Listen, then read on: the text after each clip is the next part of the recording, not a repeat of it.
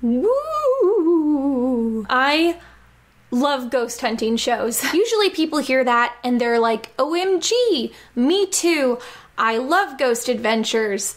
That Zach Baggins. And I have to be like, no, I don't watch that one. Or maybe less often they'll be like, Ghost Hunters. And no, I don't watch that one either. The ghost hunting shows that I like are the underdogs, like the sad knockoffs of the popular ghost hunting shows. I'm talking My Ghost Story, The Ghost Inside My Child, A Haunting, Paranormal State, and its spin-off, Psychic Kids. But there's one that sticks out and is objectively the saddest. This show ran for only a year, 20 episodes total, on Destination America. Nobody I talked to has ever heard of it. It's called Paranormal Home Inspectors.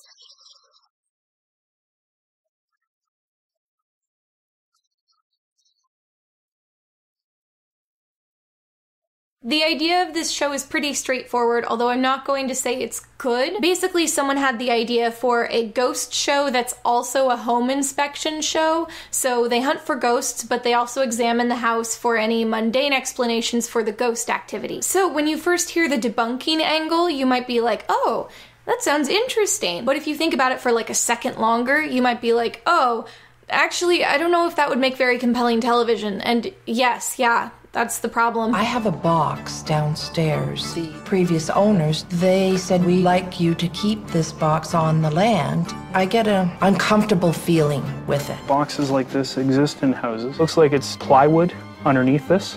It's not antique. So let's move chronologically through the show.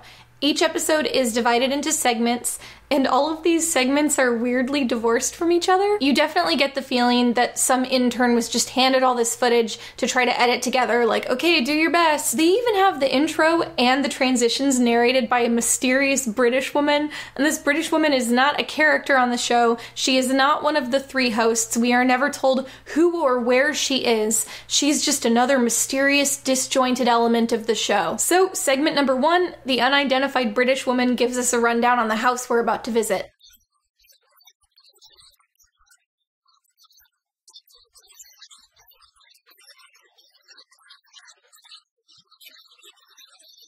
The buildings are all extremely old. Most of them have seen heavy renovations. Segment number 2, Michelle speaks with the homeowners. Michelle is basically the host. She appears in multiple segments instead of just one. We see her the most often. It begins and ends with her.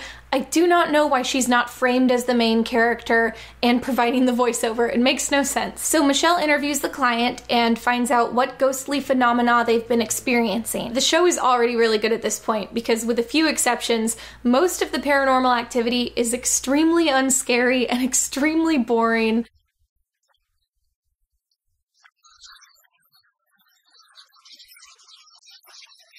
My favorite thing is the producers have clearly seen better ghost shows where they'll have a dramatic reenactment of some kind of scary activity, but in this show, nothing described is good enough to merit a reenactment, and they just go for it anyway.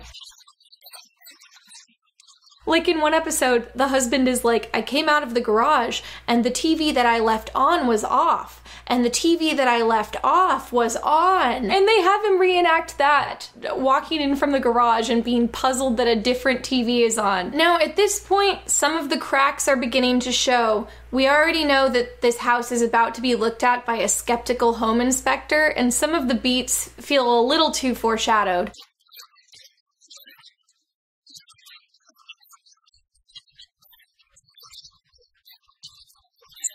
With that in mind, let's move on to segment number 3, the home inspection. For this portion of the show, they bring in the shining star, my favorite character, Brian. Brian is a guy that does home inspections, and that's all there is to it. Absolutely not an apparition. It was just a shadow. He doesn't have any particular showmanship or charisma. He doesn't even seem fully aware that he's being filmed for a TV show. He just slowly moves through the house, crawling through ducts, examining wiring. Fixture is nice and tight, so that seems to be okay. Next we'll check the switch and, yeah, well, here's the problem right here. We've got a worn light switch, which would suggest that it needs to be replaced. Crossing one thing after another off his list, joylessly debunking all of the ghosts we just heard about. Problems with computers. We found a modem in the basement that was draped over top of an electrical line. It's absolute no-no. He doesn't even fix any of the problems, he just identifies them. It's so weird in the midst of a ghost show, edited with creepy camera angles and soundtrack screeches, to suddenly have it grind to a crawl and just watch a bored man identify loose wires and improper insulation. There are a couple oddball investigations, like there's one great episode where Brian figures out that the reason the couple is seeing a ghost at the top of their stairs is that the wall of the landing has unintentionally been painted with a human-shaped optical illusion. We have a staircase, and right above it you keep seeing a shadow peek out from about the shoulder up. This is so cool. The wall's obviously been touched up with 2 different kinds of paint. You got gloss paint and matte paint. It's very subtle, but this definitely could appear to look like the outline of a person. That's pretty cool, but totally explainable, so we'll check that one off our list. But for the most part, this is the weirdest, funniest, boringest part of the show, and doesn't match any of the other parts. Oh, also, if you want to play the Paranormal Home Inspector's drinking game, you need to take a drink every time Brian identifies that a door has not been installed correctly. It's like every show.